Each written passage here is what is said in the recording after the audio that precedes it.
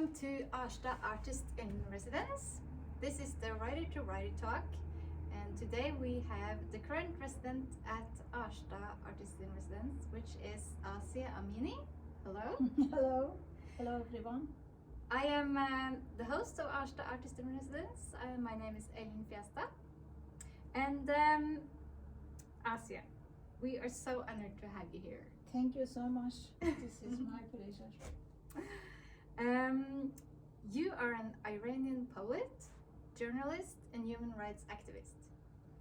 And you are interviewed in different international media all the time to give your comments on human rights, women's rights, and other current events, especially in Iran.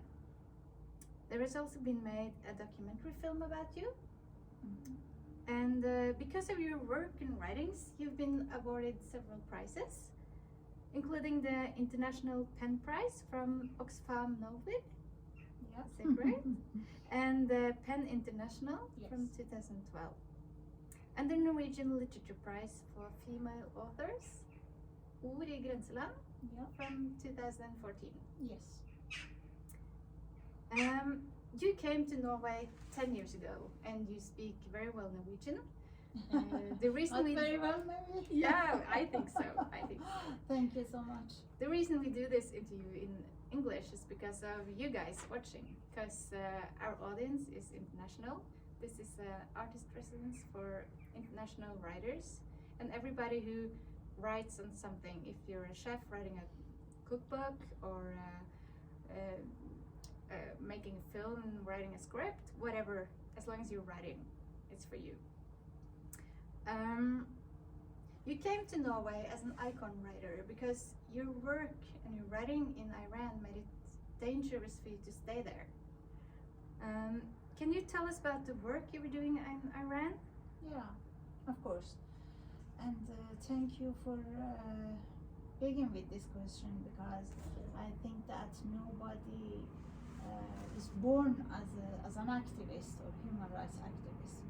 We become activist, but always I think that I was born as a poet, and I selected this job just because of writing. I wanted to have a job that help maybe my writing, my poetry or my literature space.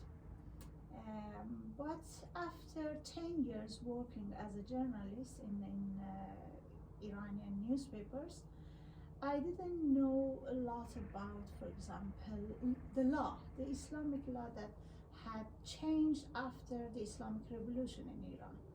And I didn't know a lot of things about, for example, women rights in this law. One day I followed up a case about a girl, a 16 years old girl, that had been killed, had been hanged in prison because of the law. The law says that if you have a sex relation out of marriage, you can be punished by 100 lashing. And if you got it 3 times, you can be sentenced to death penalty. That was unbelievable for me, because I knew a lot of people around me that had, for example, boyfriend, girlfriend, they had relation, they maybe lived together, and it was not easy to accept the news. And I traveled that, I began to research about her, and finally I got it, that this is the law, of course.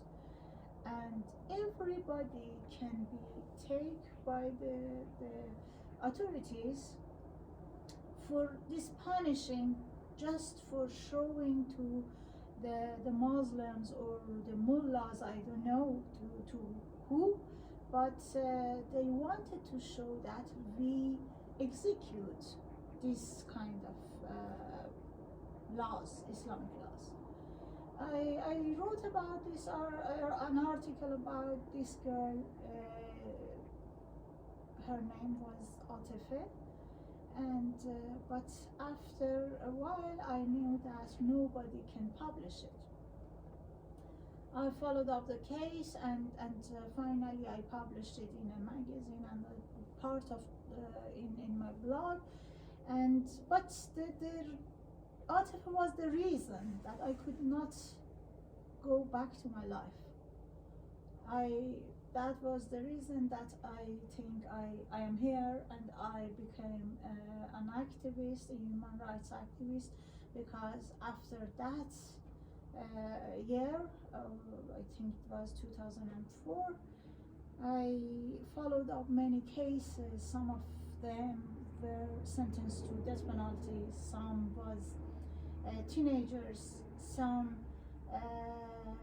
were women who were sentenced to death penalty because of very different issues. But yeah, I became a human rights activist and women rights activist, and when you is known as a feminist activist in Iran, you can participate, you can make your network, you participate in many different meetings, and you know the new issues about rights that you have lost during the years after the revolution. And yeah, I was involved with many, not only cases, but also issues for women.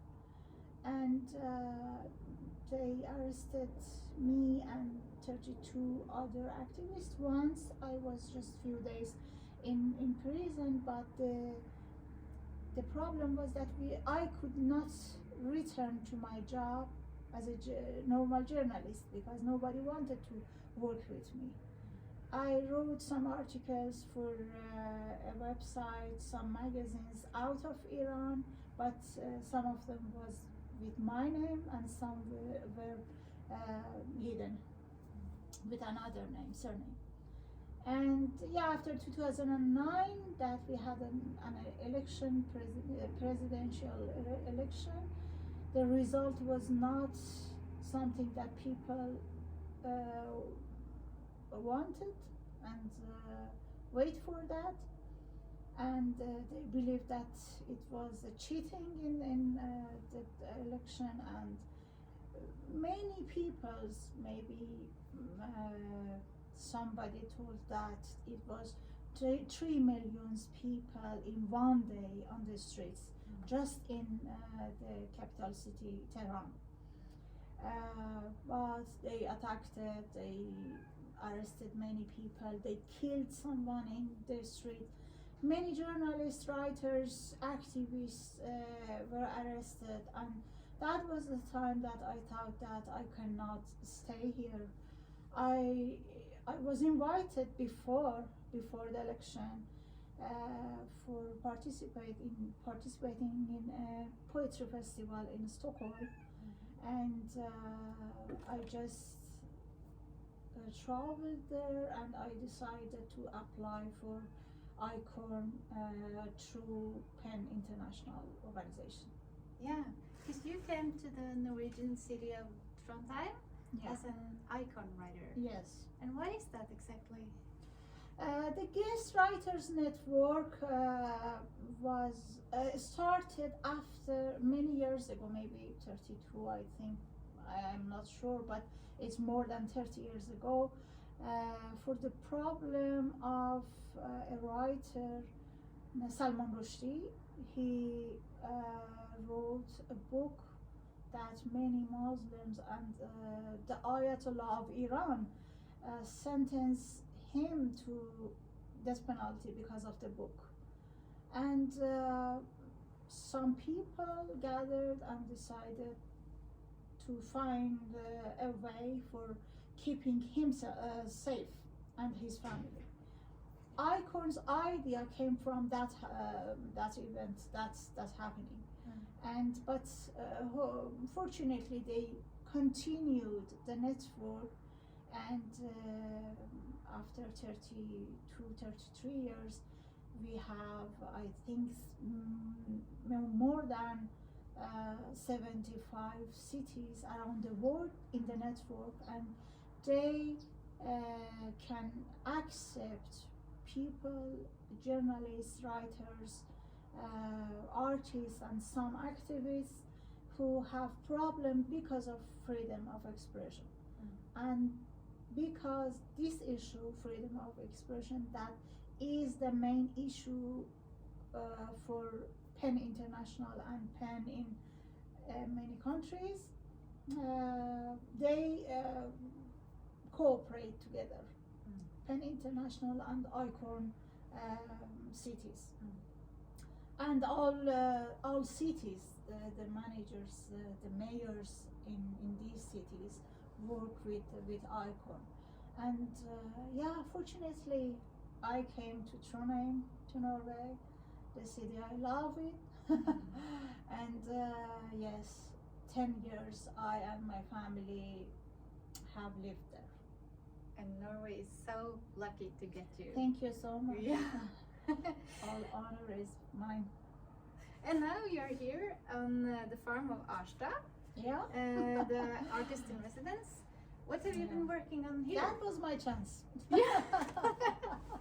We're very happy to have you here. Yeah, you know, I am a very busy person. Yeah. I do something in the same time in literary work, in documentary work, and in journalistic work. And I have to, always I have to have a plan to do them.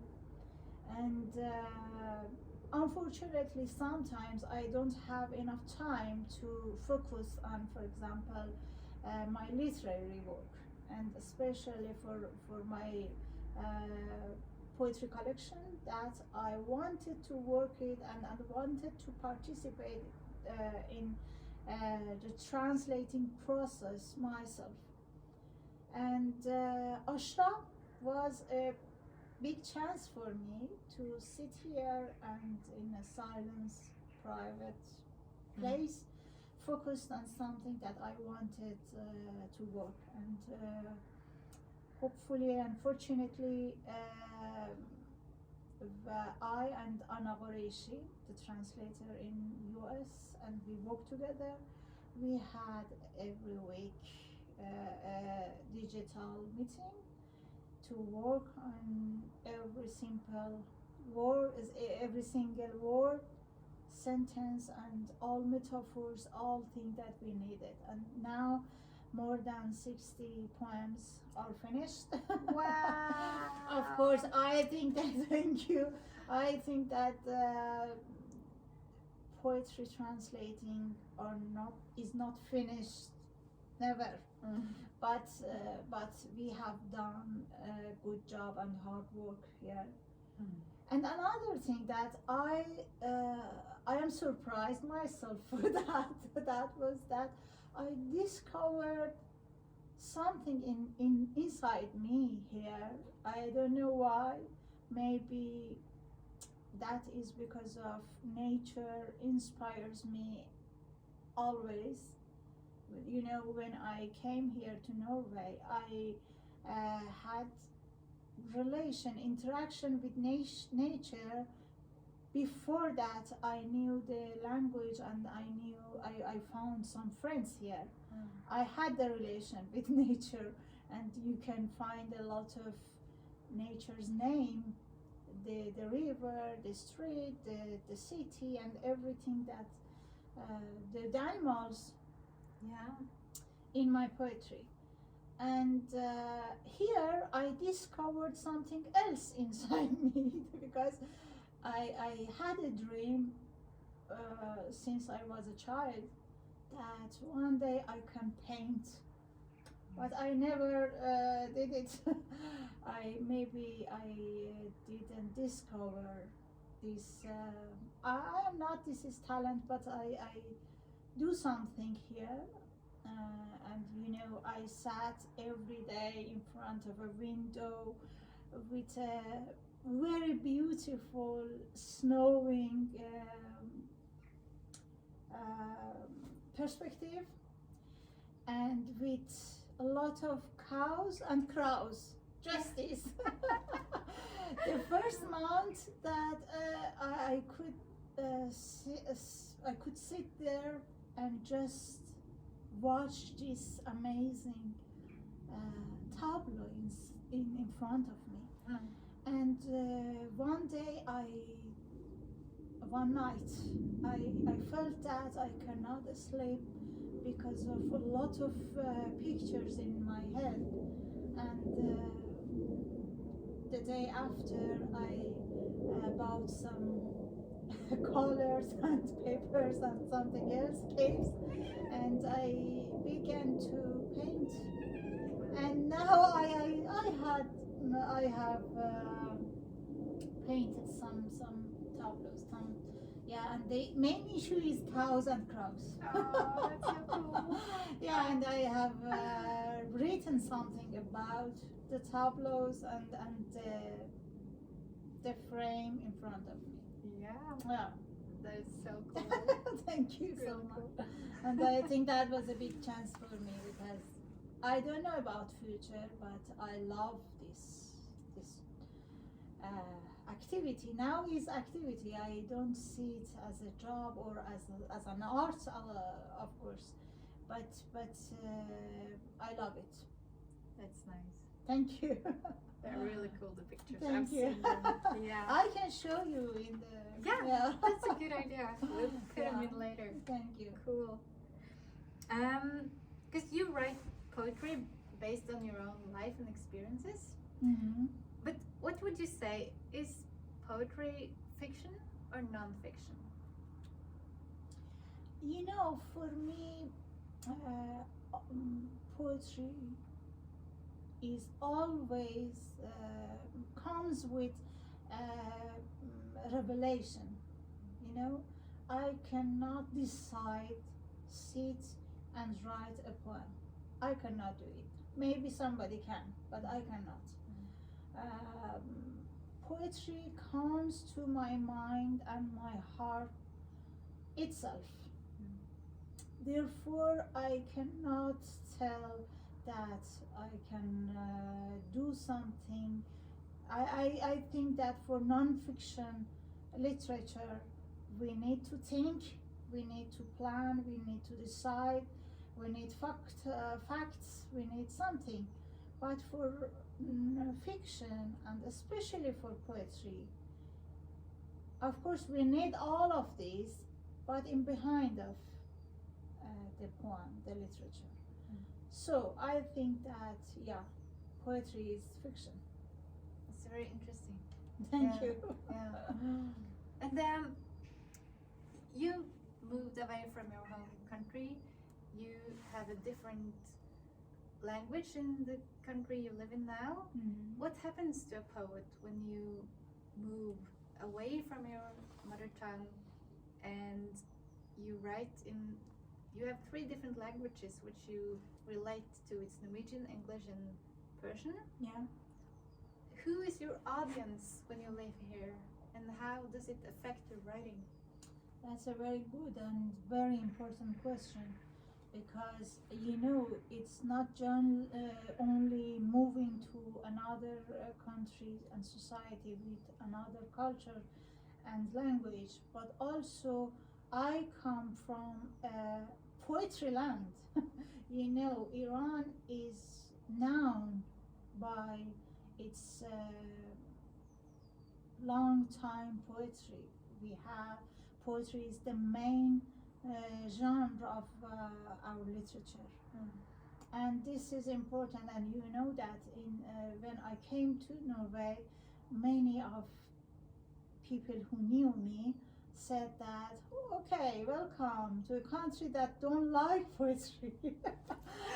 And that was a surprise for me, but of course I don't believe it, because I felt many times when I read my poetry, even in Persian, for people here in Norway, I got a very big and very good reaction from the audiences. But return to your question, that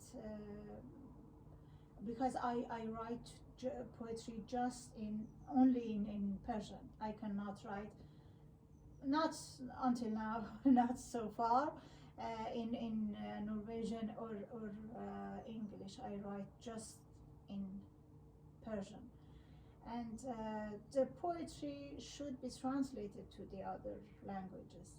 And this is a very difficult thing, because of course we have some very good translators in both languages, but not many in Norwegian. We have just Nina Zanjani that translated my 2 poetry collections to Norwegian, and some other people.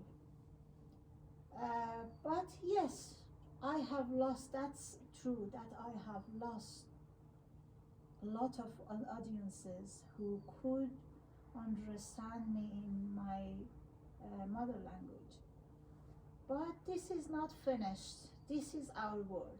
I think that I learned poetry, I read poetry in my land from Spanish language, from English language, from French, and the poetry were translated to Persian.